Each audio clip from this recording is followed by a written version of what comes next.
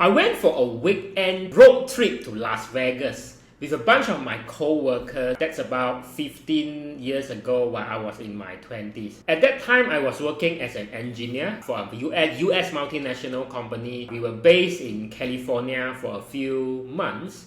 So we usually plan, to visit places every weekend. So in this particular weekend, we were driving more than 10 hours to Las Vegas, probably about over 1,000 kilometers. So right away, after an early Friday dinner, right, we started driving. So you arrive in Vegas the next morning, right? You maximize your time, but that also means that driving through the entire night, right? But we took turns, right? So everyone can get some shut-eye. I remember there was one moment we had slightly less than half of our gas remaining, and I turned into this gas station. So my co-worker was asking "Hey, what are you doing?" And I'll be filling up the gas tank, obviously the abuden, and he'd be like, "We still got about half a tank left. We could just stop at the next gas station."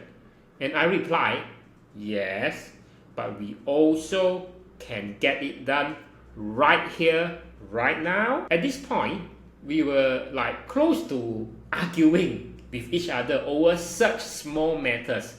His point of view is why do it now when you can do it later?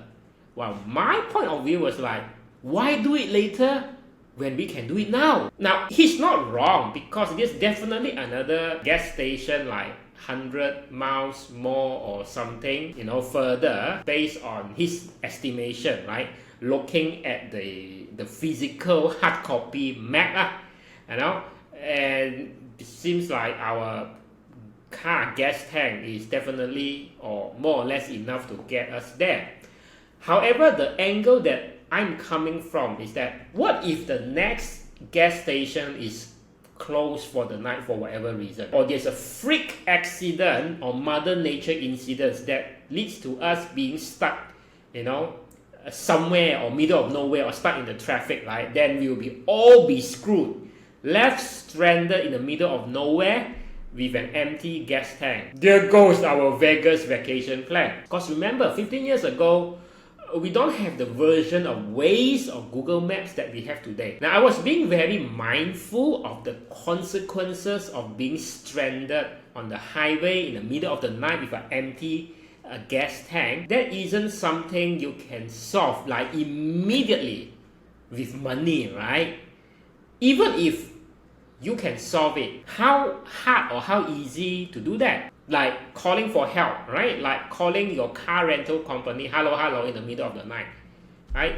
It's going to take anyone time to arrive to help you, and it costs extra money. Meanwhile, you just stuck there, and just consider how terrifying it could be. UFOs, aliens, robbers with guns. This in the US, by the way. I'm that kind of person who believes that prevention is better than cure. If the preventive actions are low effort and easy, which is low effort easy in this case, why not just do it, right? A proactive, easy decision is to fill up the gas tank right now, even though we don't need to, because that is precisely the right decision to reduce the possibility of ruining everyone's Vegas vacation. Same thing when you do your own financial or retirement planning.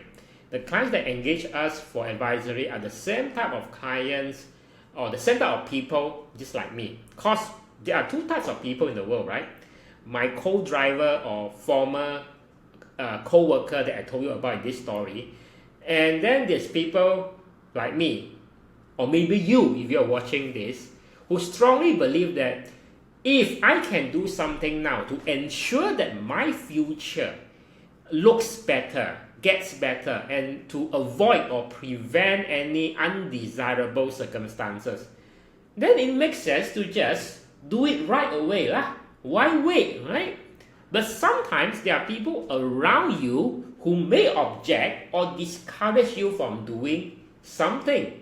That is the point where you want to know, you want to think whether their intentions are good or bad. Are these people disagreeing with what you want to do because they have better reasons or they have better solutions or facts to back it up, and it's really for your own good?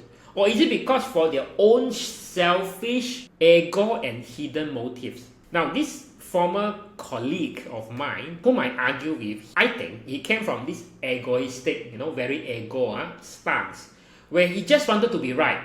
And engineers always have these problems. He is an engineer, I'm an engineer as well, right? Not that I say that his estimation or his point of view or his calculation regarding, of the distance versus the gas that we have in our car is wrong. I did not say that. He was not wrong. But I come from a point of view, and that is why even though both of us are engineers, we are different, right? My point of view is that I'm protecting everyone's interest here. Not just you, not just me, but also our passengers in the back seat as well.